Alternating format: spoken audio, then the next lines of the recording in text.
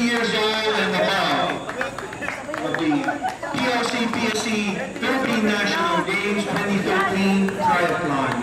Again, presenting the medals, Commissioner Jose Luis Gomez, presenting the certificates of accomplishment, Mr. Tom Velasco, President of the Triathlon Association. In third place, winner of the bronze medal with a time of 1:28:23, Vic Padilla!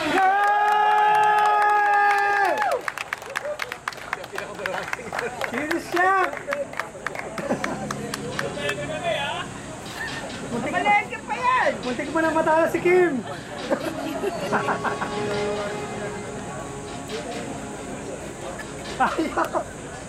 Papasyoso pa niya kami ng breakfast! Like, makapalan na mamaya! From Davao City, Nelson Amaya! Yay!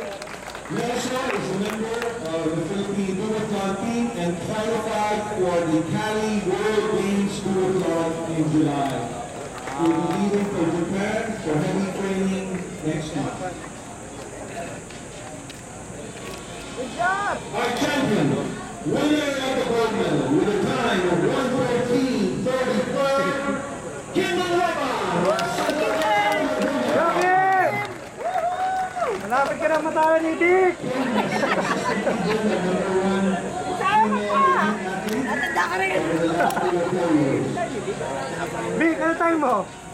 Ano time mo? Ako! She has won every Philippine National Games triathlon. Nice one!